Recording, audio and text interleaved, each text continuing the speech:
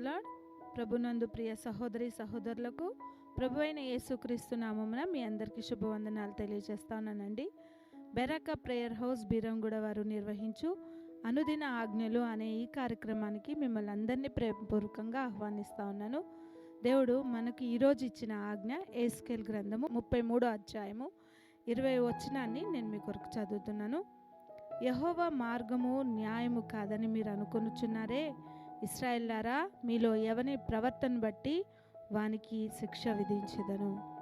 దేవుడు ఈరోజు మనకిచ్చిన ఆజ్ఞ ఏంటంటే, మనం అనుకుంటున్నామంట యెహోవా మార్గంలో న్యాయంగా లేవు అని మీరు అనుకుంటున్నారు, కాబట్టి మీ ప్రవర్తనను బట్టి నేను మీకు శిక్ష విధించేవాడిగా నేను ఉన్నాను అని దేవుడు ఈరోజు మనకి ఆజ్ఞాపిస్తూ ఉన్నాడు. ఆయన దయ మనకి దీర్ఘకాలం ఉంటుంది, కానీ ఆయన కోపమును మనము తట్టుకోలేం. ఆయన కోపము వచ్చిందంటే ఈ లోకంలో కాదు, ఆయన నిత్య రాజ్యంలో కూడా మనము చేరలేం. కాబట్టి మన ప్రవర్తన అంతటినీ దేవుడికి మనం అప్పచెప్పాలి, లేకపోతే ఆయన శిక్షకి మనము లోనవుతాం. మనకి దావీదు గారి గురించి తెలుసు. చాలా భయంకరమైన యుద్ధం అక్కడ జరుగుతూ ఉంటుంది. ఆయన సాయంత్రకాల వేళల్లో పైన ఉండినప్పుడు ఒక స్త్రీని చూస్తాడు.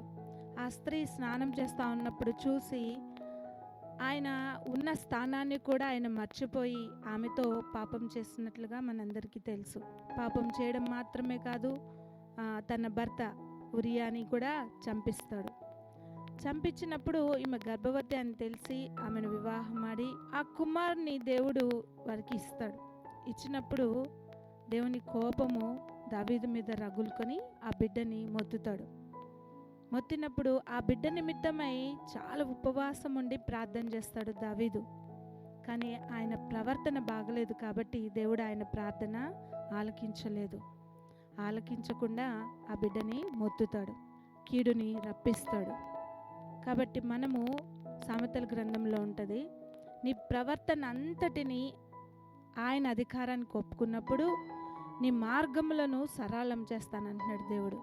మన ప్రవర్తన అంతటిని మనకి కీడు రాకుండా ఆయన అధికారానికి మనం ఒప్పుకున్నప్పుడు మనం చూస్తాము, ఇదే దావీదును ఎంతో హెచ్చించినట్లుగా మనము చూస్తాం. ఏ దావీదునైతే మొత్తడానికి ఇష్టపడ్డాడో, ఎప్పుడైతే తన ప్రవర్తనని తను చేసిన పాపాన్ని దేవుని ఎదుట ఒప్పుకొని తన పాపంనంతటితో పశ్చాత్తాపడినప్పుడు దేవుడు అద్భుతంగా ఆయన రాజ్యాన్ని స్థిరపరుస్తూ నా ఇష్టానుసారుడైన దావీదు అని దావీదును బట్టి సంతోషించినట్లుగా మనం చూస్తాం.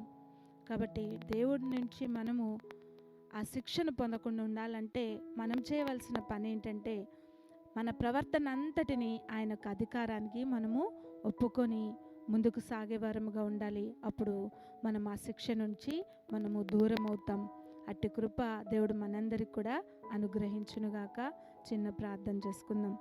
పరిశుద్ధుడా, మహాగణుడా, నీకు వందనాలు, స్తోత్రాలు చెల్లిస్తున్నాం దేవా. నాయనా దేవా, ఇది నాన్న సరికొత్త రీతిలో ప్రభా మమ్మల్ని ఆజ్ఞాపించవు ప్రభా. నాయన మా ప్రవర్తన ప్రభా నీకు ఇష్టముగా లేనప్పుడు ప్రభా మాకు శిక్ష విధించేవాడిగా మాకున్నారు ప్రభా. అదే దేవుడవు నాయన మా పైన జాలి చూపిస్తూ మా ప్రవర్తన నీకు అనుకూలముగా మా ప్రవర్తన అంతటిని నీకు అప్పచెప్పినప్పుడు ప్రభా దేవా నాయన మా మార్గాలను సరళం చేసే దేవుడిగా కూడా మాకున్నారు ప్రభా. దేవా, మేము శిక్షను పొందుకోకుండా ప్రభా నాయన నీ నుండి మేలు పొందుకునే వారిగా, నీ ఆజ్ఞలు గైకొనే వారిగా మేము ఉండుటకు సహాయము చేయమని యేసు నామమున ప్రార్థించి వేడుకున్నాం తండ్రి. ఆమేన్.